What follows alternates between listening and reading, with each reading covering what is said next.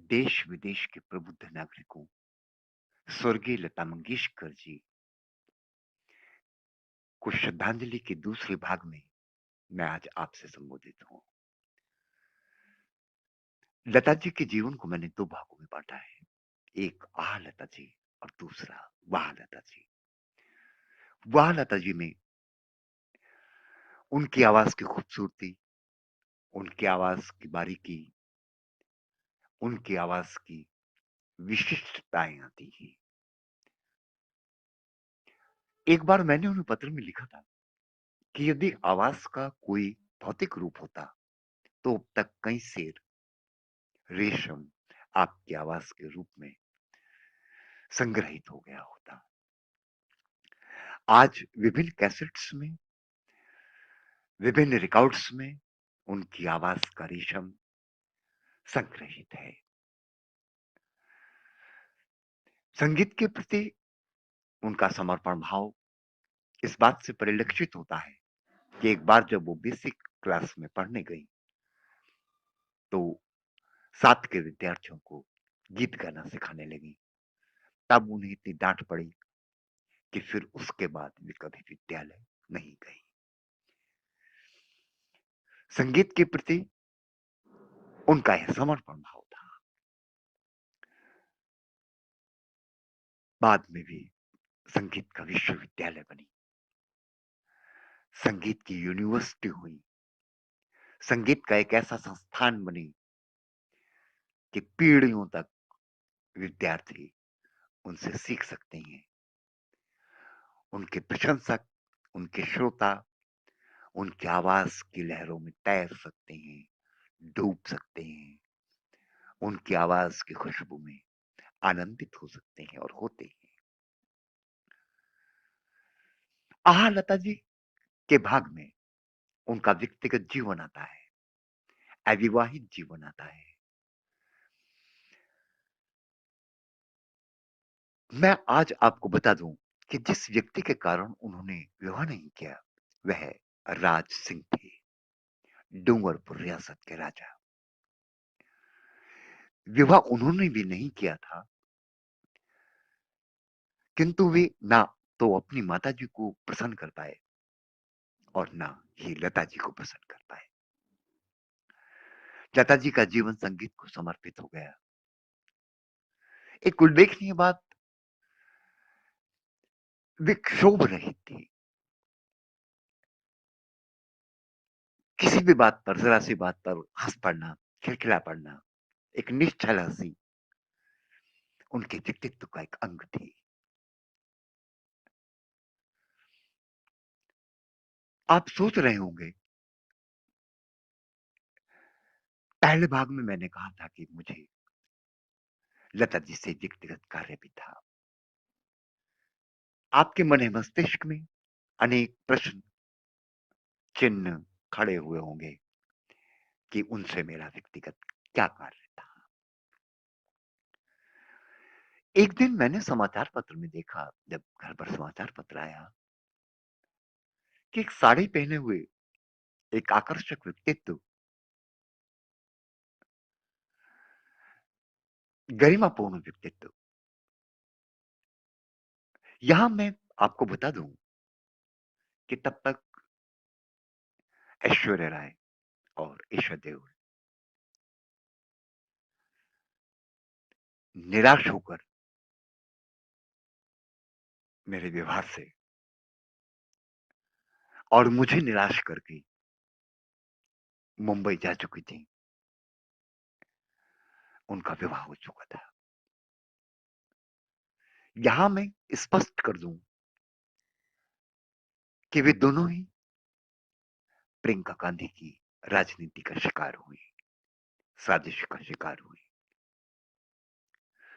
अपने विवाह के बाद प्रियंका गांधी को नजीबाबाद नहीं आना चाहिए था।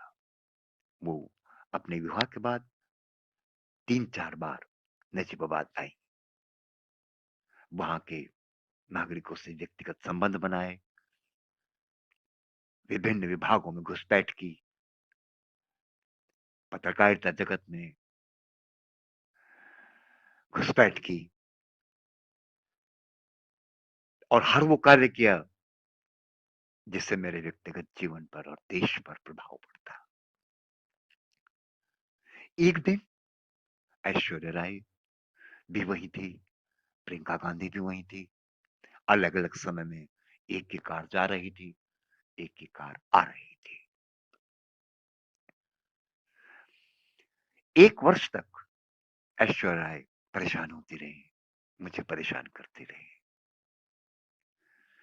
वहां थम्स अप, कोका कोला का प्लांट था, जिसकी वो एम्बेसडर थी। काफी समय तक वे वहां रही। कुछ पुलिस वालों के यहाँ भी वो रही, जबकि उन्हें ऐसा नहीं करना चाहिए था। किसी को भी ऐसा नहीं करना चाहिए थी। तो 10 मिनट की बात थी। मुझसे कहती कि मैं ऐश्वर्या राय हूं और आपसे विवाह करना चाहती हूँ।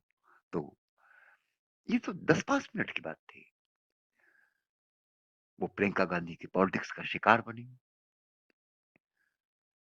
वो कभी टीचर की भूमिका में मेरे सामने आती थी,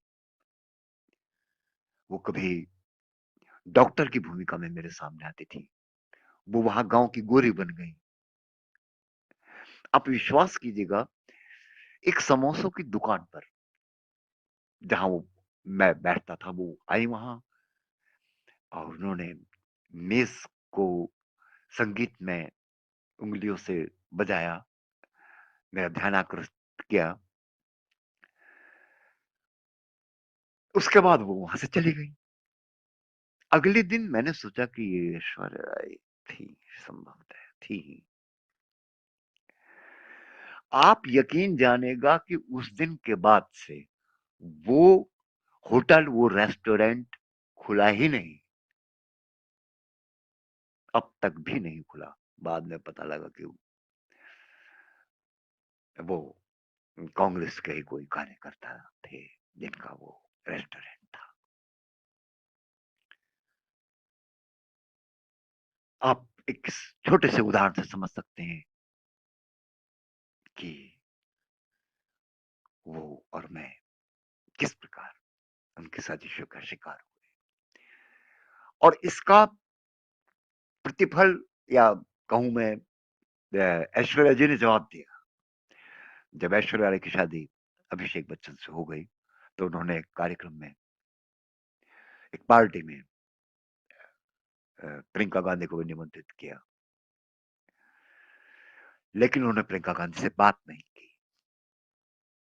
स्वयं उन्होंने बात नहीं की। निराश होकर प्रियंका गांधी 20 पार्टी में उठकर चली गई।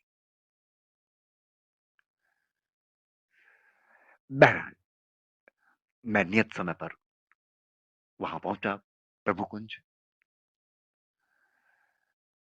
फेडरल रोड पर। जब मैं वहां पहुंचा तो दीपिका सिंह एक बच्चे के साथ बाहर निकली। उसने लाल सूट पहना हुआ था, बेबी सूट। मैंने यह समझा कि दीपिका सिंह हो सकता है विवाहित हो, किंतु मैं इस बात से आश्वस्त था कि लता जी से बात हो ही जाएगी, स्थिति स्पष्ट हो जाएगी। मैं यहां आपको बता दूं कि मैं हमेशा इस बात का पक्ष धर रहा हूं कि लड़कों को अच्छे अच्छे कार्य करते जाने चाहिए और लड़कियों को अवसर देने चाहिए और लड़कियों को उन अवसरों का लाभ उठाना चाहिए। रुक्मणी ने रथ की लगाम में अपने हाथ में ले ली थी, ताकि कृष्ण पर यह आरोप न लगे कि उन्होंने रुक्मणी का अपहरण किया है। किंतु स्वयं चुनने की प्रथा, जहां तक मैंने विचार किया और जहां तक मैं निष्कर्ष पर पहुंचा, दहेज प्रथा ने इस प्रथा को प्रभावित किया। अंततः जब मैंने लता जी के बारे में वाचमैन से पूछा, तो उन्होंने बताया कि वो पूना चली गई हैं। तब वो प्लेन से दिल्ली अप डाउन करती थी। वहां उन्होंने अपने पिता की स्मृति में एक बहुत बड़ा अस्पताल बनवाया हुआ है, जिसका उल्लेख मैंने प्रथम भाग में किया। जब मैं वहां पहुंचा तो मुझे बताया गया कि वो मुंबई के लिए प्रस्थान कर गई हैं। बहरहाल मेरी भेंट नहीं हो पाई। मैंने सोचा कि मैं कुछ समय वर्धा जाऊँगा। वर्धा में महात्मा गांधी अंतर्राष्ट्रीय विश्वविद्यालय है, वहाँ मेरे मित्र डॉक्टर देवराज प्रोफेसर थे। मैं वहाँ गया, 2-3 दिन मैं वहाँ रहा उनका अतिथि बनकर। उन्होंने मुझे वर्धा घुमाया, महात्मा गांधी का आश्रम दिखाया और उसके बाद में फिर प्रभु कुंज आया, पैडर रोड पर, जिसका उल्लेख मैंने पहले भाग में किया। उनसे मेरी भेंट नहीं हो पाई, पता लगा कि वो पुनः पुणे जा चुकी हैं। बहरहाल वो जितना साथ दे सकती थी, जैसा कि मैंने कहा कि उन पर कंपलनेस थी, मुझसे न मिलने की राजनीतिक कंपलनेस थी, जिसका प्रकार मैंने प्रथम एपिसोड में, प्रथम भाग में उल्लेख किया था कि वहाँ राहुल गांधी खड़े थे, सफेद कुर्ता पजामा पहने हुए।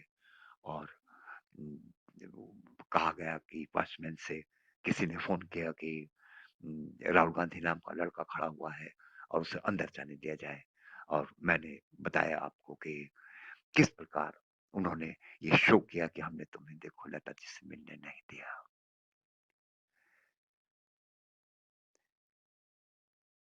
किंतु फिर भी मैं लता जी का आभारी हूँ कि उन्होंने प्रयास किया था। और मेरे जाने के समय जब दीपिका सिंह बाहर आई थी, तो यह उन्हीं के प्रयासों का फल था। बाद में मुझे पता चला कि दीपिका सिंह का विवाह हो गया है। वे सुखी रहें, मेरी कामना है। लता जी को एक बार पुनः श्रद्धांजलि आपकी ओर से, अपनी ओर से और युग की ओर से शत शत नमन। आपने यह भाग सुना, इसके लिए आपको बहुत बहुत धन्यवाद, आभार, शुक्रिया, थैंक्स।